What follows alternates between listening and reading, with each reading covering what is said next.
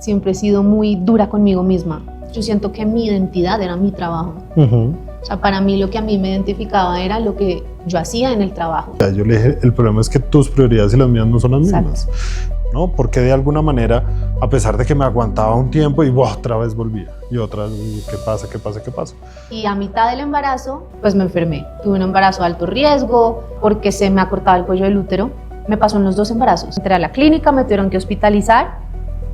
Igual, no paré. Trabajé con una terapeuta que hace unos temas como de cirugía cuántica y ella hizo conmigo una regresión a momentos de el embarazo y un momento puntual donde mi mamá se sintió muy abrumada y fumó. Es que en realidad nos dicen que madurar es dejar de ser infantil. Yo siento que si yo pudiera resumir mi proceso en general como de la adultez, en una palabra sería soltar. Entonces no juzgues tus prioridades por las mías. No me juzgues de la manera que me estás juzgando porque me estás juzgando con tu lente. Exacto. Majo, bienvenida, qué rico que estés acá, gracias por venir.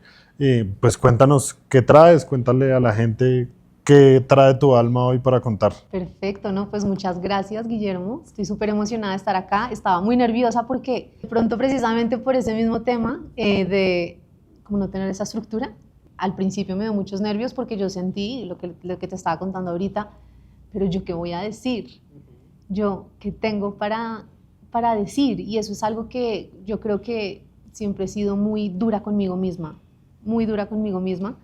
Y bueno, al final dije, pues voy a decir lo mismo que estoy hablando todo el tiempo en mis redes, y es contar cómo a mí como todo un proceso de burnout, de quemarme por sobreexigirme, me ha traído a lo que hago hoy en día, que es acompañar a mujeres a que lo hagan distinto, desde, pues claramente desde lo que puedo dar yo, a que lo hagan distinto, a que sean más pausadas, a que hagan las cosas con más propósito. Por eso se llama A Propósito, mi programa, y no desde tanto afán, como aprender a bajar las revoluciones y a hacer las cosas de una manera más intencionada, con certeza, con organización, y hacerlo distinto a como venimos programadas muchas mujeres a hacerlo, que es desde la autoexigencia y el ser perfectas en absolutamente todo.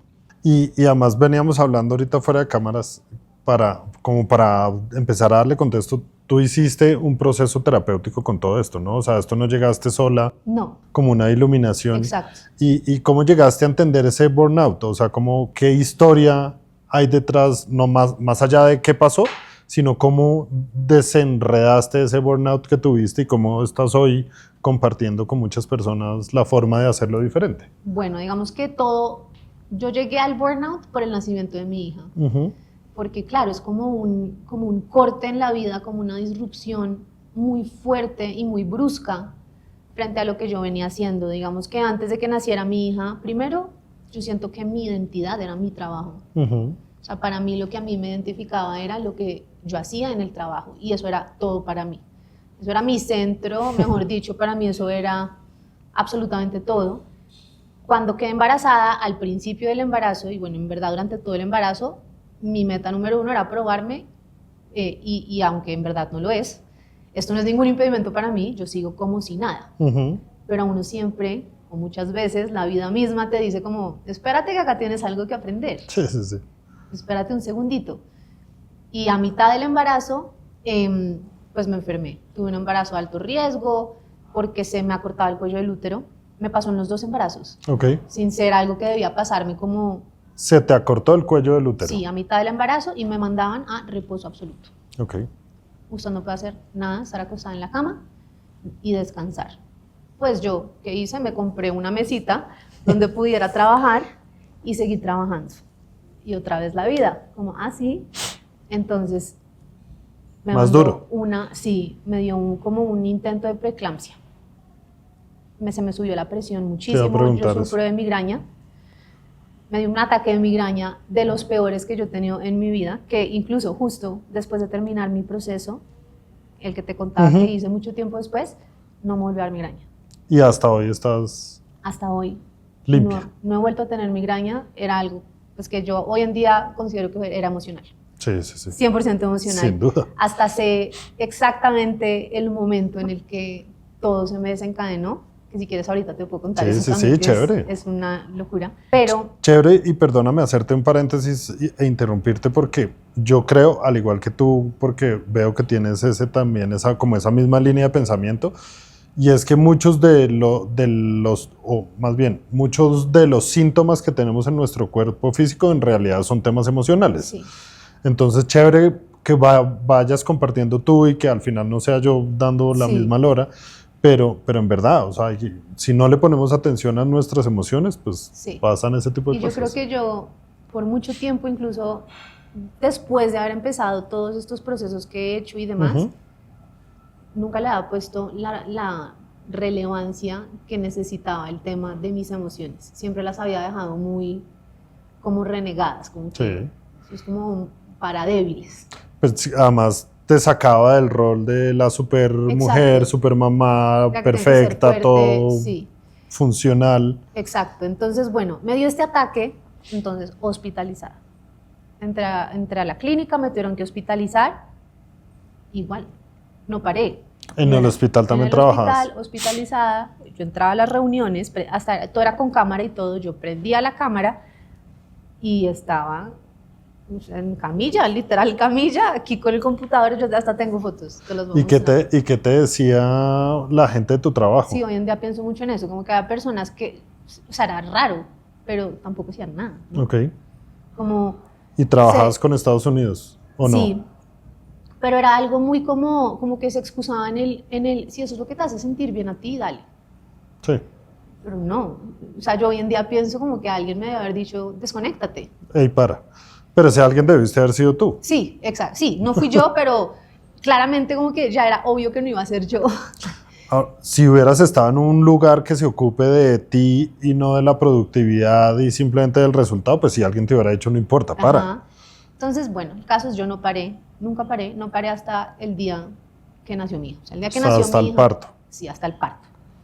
Y ese día yo me acuerdo, porque mi cuñado en ese momento trabajaba en la misma empresa, yo lo llevé a trabajar ahí, y yo era, oye, ¿te respondió tal persona? Nos respondió tal persona, y mi hija acababa de nacer, como que estaba muy metida en el trabajo. Sí, sí, sí. Bueno, fue la licencia de maternidad, a mí me dieron 12 semanas, y cuando volví, yo dije, listo, ya, vuelvo Hecho. como si nada. Y pues no. O sea, después de un año, otra vez, el cuerpo Te volvió me a empezó pasar a decir factura. como, oye, como que cálmate. Y al tiempo como que volví a trabajar, al mes que volví a trabajar empezó la pandemia, entonces era como que todo este miedo colectivo y adicional a eso el encierro y adicional, o sea, era un revuelto de cosas que colapsé y ahí me quemé. Como ya a nivel, yo creo que estaba quemada hace mucho tiempo, pero yo no lo había notado. Pues es que te terminas de tostar, ¿no? Al final. Sí. No, y era un tema que yo me sentaba a desayunar antes de empezar a trabajar y me ponía a llorar. Como, y ya, listo. Y me monté a la reunión como si nada. Entonces nunca me paraba un segundito a decir, ¿por qué estoy así? ¿Qué está pasando? ¿Y eso te pasó durante el embarazo también? ¿Y después del embarazo? Sí, más después del embarazo. ¿Lactando? Uy, la lactancia a mí me dio terrible. En los 2 embarazos.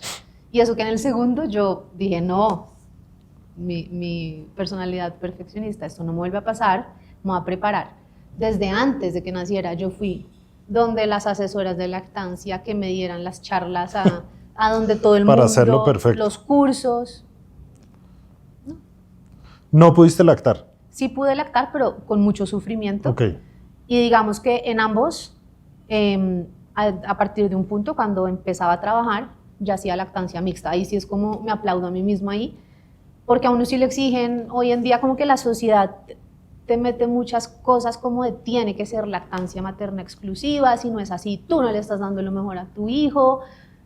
En eso sí yo no caí. Y cuando yo sentía como ya volver a trabajar, no me la puedo pasar todo el tiempo o lactando o extrayéndome y no, ya me hacía la vida más sencilla y ahí arrancaba con lactancia mixta y ya, así estuve hasta los 10 meses con mis 2 hijos. ¿Por qué te digo esto? Y ahí te voy a pedir permiso para decir esto. Porque creo que hay algo en tu hija mayor que de toda esa, digamos que ahí estabas abrumada, ¿no? Con toda la situación. Y esas emociones se transmiten. Sí. en el útero, y con la lactancia pues hay una conexión porque pues te está saliendo toda la emocionalidad, para que desde ya puedas apoyar a tu hija, que hay procesos terapéuticos para niños. Y te cuento que mi hija inició un proceso hace mucho tiempo también terapéutico de niños, de psicología holística para niños, que le ha servido mucho sin que esté en un estado de perfección, pero es un buen modelo de uno poder decir, si uno desde temprana edad hace acompañamiento a sus hijos, sí, lo que de pronto tuviste que vivir tú en ese burnout o tuve que yo vivir a las crisis de mis 40, pues no hubiera sido necesario vivirla si hubiera habido una gestión emocional anterior. Sí. Entonces hay algo ahí de una carga emocional tuya que puede haberse transmitido a ella sin que ella esté mal, ¿no? No le va a pasar nada, no te angusties, tranquila, tú estás bien. Pero más adelante ese patrón puede salir cuando ella se sienta muy abrumada, claro, puede salir ese patrón. Entonces simplemente para que le eches un ojo. Y ella, en general, yo la veo a ella y me parece muy parecida a mí en muchas cosas. Ahí está. En su personalidad. Y eso que no, o sea, pues, ella es muchas veces mucho mejor que yo en todo, pero somos muy parecidas en muchas cosas.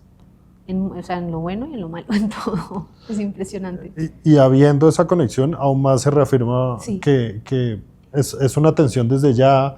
Hay muchas cosas chéveres. Ahorita fuera de cámara, si quieres, te doy contactos y te doy datos que puedas contactar personas. Por supuesto, no soy yo la persona para tratar niños ni adolescentes, pero sí conozco el proceso de niños y adolescentes siendo padre, y entonces puedo darte proceso, porque creo, y voy a contar una historia pequeña personal. Yo fumaba mucho. Dejé de fumar por periodos, pero hasta hace muy poco como que todavía estaba luchando con el cigarrillo, lo disfrazaba con otra cosa, no es que me gusta el tabaco, no sé qué. Yo no entendía por qué no podía dejar de fumar, ¿no? Porque de alguna manera, a pesar de que me aguantaba un tiempo y otra vez volvía, y otra vez, ¿qué pasa? Trabajé con una terapeuta que hace unos temas como de cirugía cuántica, esto suena ahí como medio raro, pero es así, y ella hizo conmigo una regresión a momentos de el embarazo, y un momento puntual donde mi mamá se sintió muy abrumada y fumó.